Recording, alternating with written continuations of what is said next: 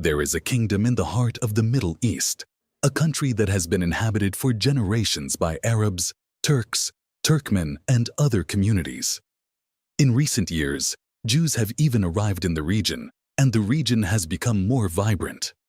The Hashemite Kingdom of Jordan, officially known as the Hashemite Kingdom of Jordan, is a place in the Middle East where ethnically diverse people live in peace. Indeed, this land is located around places that are sacred to Muslims and Jews. In fact, it is one of the few Arab countries that pursues a peaceful policy with Israel, compared to countries like Lebanon, which is right next door. This country is perhaps one of the safest places to visit in the Middle East, and the famous ancient city of Petra is right here.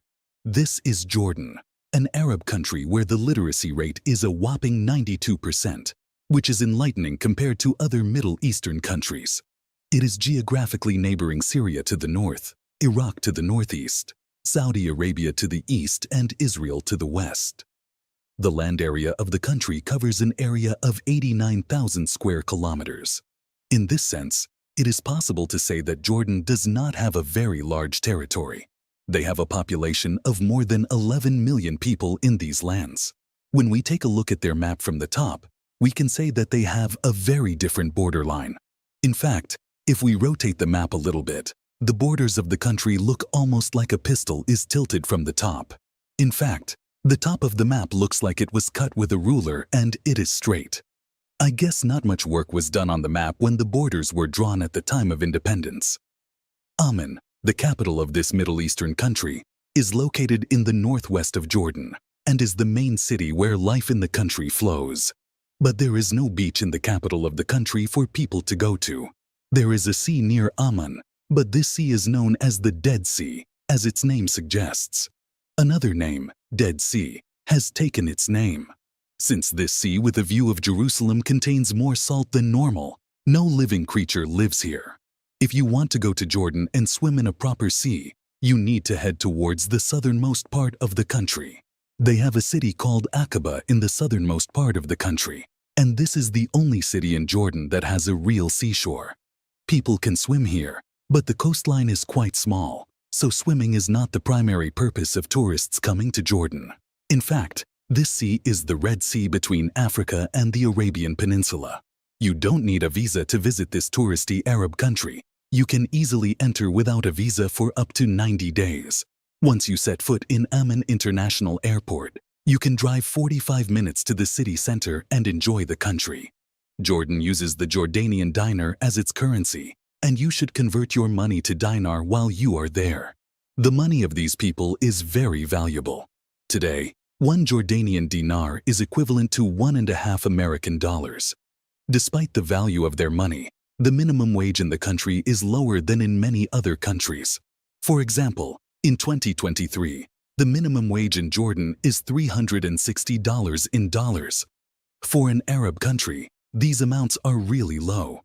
Compared to other Arab countries, Jordan has no oil production activity, which is why they are considered one of the most economically backward countries in the Middle East. Because other Arab countries today are dancing with their oil money, Jordan's economy is based on agriculture and tourism. It is precisely for this reason that Jordan has a warmer attitude towards tourists, because every foreign currency coming from them is worth gold for the country. For example, these lands have been under the influence of various states throughout history, such as Assyria, Babylonia, Persia, and the Romans, which left many artifacts. In the 16th century, it was even an Ottoman state. After the First World War, the British took over the land and controlled Jordan until 1926. After 1946, the country became a kingdom. Today, Abdullah II is the head of Jordan. After him, his heir Prince Hussein will take over. In other words, there is no concept of democracy in the country, and people who choose to live here have no right to voice their dissatisfaction with those who rule the country. The kingdom is governed by a parliament, but the government is in the hands of the royalty. But if you are going to skim the cream of the country and come back, places like the ancient city of Petra can make you feel like you are in a movie scene. Petra is actually a Greek name. The Arabs call it Rechem. The history of this place goes back so far that it is assumed to date back to 400 BC. It is thought to have been built by the Nabatean civilization of that time. Judging by the reliefs and carvings in Petra, there is no denying that this civilization had great architectural skills. But the city, which had been the capital of this society for many years, lost its former splendor when it fell to the Romans and became a refuge for desert Bedouins. Today, it is a UNESCO World Heritage Site. Despite the 2,500 years that have passed, it is still standing. And for this reason, one of the first stops of everyone who goes to Jordan is to go to Petra and explore the ancient ruins there. If you go there, you will see the tombs of ancient Arab kings and even amphitheaters from the Romans around the ancient city. The amazing thing is that Petra is still not 100% explored. It is claimed that 70% of it is still underground and open to excavation. Jordan is also home to deserts made of rocks. They call it the Wadi Rum Desert.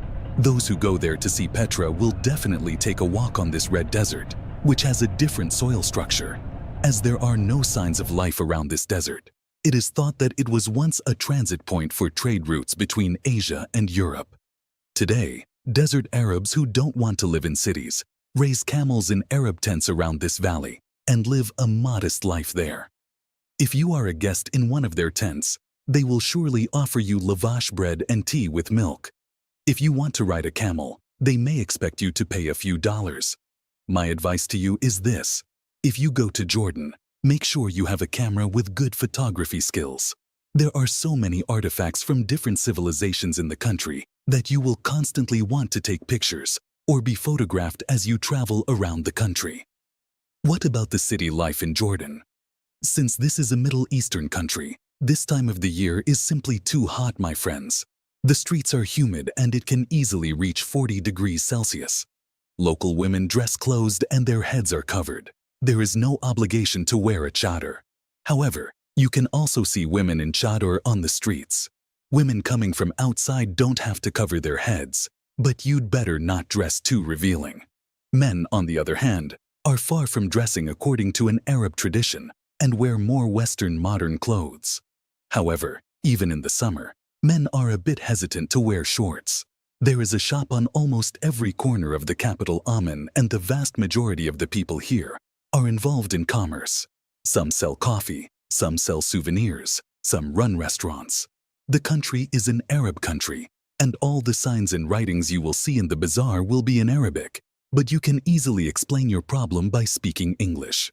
Because education is very important in the country, and people have to learn English for their jobs. In terms of ethnicity, it is said that half of this country is Palestinian. Because of Israel's oppression on Palestine, Palestinians migrated to Jordan and built a new life from scratch here. The squares in Amman are really lively and give you the feeling of a living city. Also, you will not encounter any problem in terms of trust here. There are plenty of jewelry shops in the historical bazaars of the city, and the streets are really clean. The buildings in the squares are shades of white and cream, as in Arab countries. Therefore, you are unlikely to see buildings in vibrant colors such as green, orange, and red in Jordan. People eat street food called falafel for breakfast. These falafel patties are also sold as sandwiches, and you can put any kind of side dish you prefer. Although salaries are low in the country, you can eat a good sandwich in Jordan for $1. However, the concept of public transportation is weak and complicated. For this reason, people who come here from abroad rent a car to travel around the capital. There are big markets in the city on Fridays, and people do not work that day. Because in Arab countries, the week vacation is on Fridays, not Sundays. In general, the center of Amman has a calm and quiet atmosphere. There is no honking of horns on the roads, and the streets usually smell of coffee and food. Even though the nights are lively in terms of entertainment, the flow of life is the same as during the day.